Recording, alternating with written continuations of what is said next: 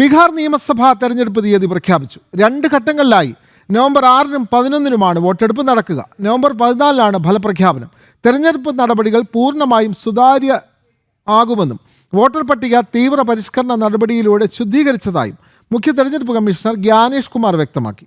ജിഷ്ണു കൃഷ്ണന്റെ റിപ്പോർട്ട് കാണാം. നവംബർ 6-നും 11-നുമായി 2 ഘട്ടങ്ങളിലായാണ് ബീഹാറിൽ തെരഞ്ഞെടുപ്പിന്റെ വോട്ടെടുപ്പ് നടക്കുന്നത്. നിയമസഭാ തെരഞ്ഞെടുപ്പിന്റെ പ്രഖ്യാപനം ഇന്ന് കേന്ദ്ര തെരഞ്ഞെടുപ്പ് കമ്മീഷൻ നടത്തി.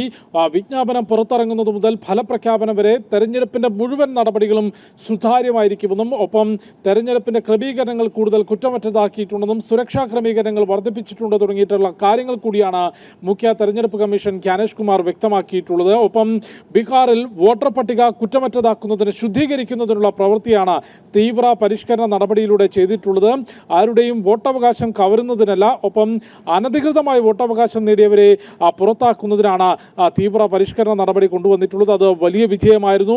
എല്ലാ രാഷ്ട്രീയ പാർട്ടികളുടെയും പോളിംഗ് ഓഫീസർമാർ അല്ലെങ്കിൽ പോളിംഗ് ഏജന്റുമാരെ കൂടി ഉൾപ്പെടുത്തിക്കൊണ്ട് കൂട്ടായിട്ടുള്ള പരിശ്രമവും പ്രവർത്തനവുമാണ് വോട്ടർ പട്ടികയിലെ തീവ്ര പരിഷ്കരണ നടപടിയിൽ ഉണ്ടായത് എന്ന കാര്യമാണ് അദ്ദേഹം ചൂണ്ടിക്കാട്ടിയിട്ടുള്ളത്. നിലവിൽ ദേശീയ രാഷ്ട്രീയം മുഴുവൻ ബീഹാറിലേക്ക് ഉറ്റുനോക്കുന്ന സാഹചര്യമാണുള്ളത്. തെരഞ്ഞെടുപ്പ് പ്രഖ്യാപനത്തിന് വളരെ മുൻപേ തന്നെ പ്രചാരണ രംഗം ചൂടുപിടിച്ചിരുന്നു. BJP, JDU, LJP സഖ്യം ശക്തമായിട്ടുള്ള പ്രചാരണം നടത്തുന്നു. പ്രധാനമന്ത്രി നരേന്ദ്രമോദി ഇതിനോടകം 2 തവണ ബീഹാറിലെത്തിക്കഴിഞ്ഞു. ആഭ്യന്തരമന്ത്രി അമിത്ഷാ BJPയുടെ സംഘടനാ തലത്തിലുള്ള യോഗങ്ങളിൽ തുടർച്ചയായി പങ്കെടുക്കുന്നു. RJDയും കോൺഗ്രസും CPIM-ലും ഉൾപ്പെടെയുള്ള ഇന്ത്യ സഖ്യവും ശക്തമായിട്ടുള്ള പ്രചാരണമാണ് നടത്തുന്നത്. പക്ഷേ അവിടെ സീറ്റ് വിഭജനവുമായി ബന്ധപ്പെട്ട വലിയ തർക്കം നിലനിൽക്കുന്നു. കഴിഞ്ഞ തവണ നിരവധി സീറ്റുകൾ 70-ലധികം സീറ്റുകൾ കോൺഗ്രസിന് മത്സരിക്കാൻ നൽകിയെങ്കിലും 19 സീറ്റുകളിൽ മാത്രമായിരുന്നു 2020-ൽ കോൺഗ്രസ് വിജയിച്ചത്. അതുകൊണ്ട് ഇത്തവണ കോൺഗ്രസിന് കൂടുതൽ സീറ്റുകൾ നൽകേണ്ടെന്ന വലിയ കടുംപിടുത്തത്തിലാണ് RJDയുടെ മുതിർന്ന നേതാക്കളുള്ളത്. 170-ലധികം സീറ്റുകളിൽ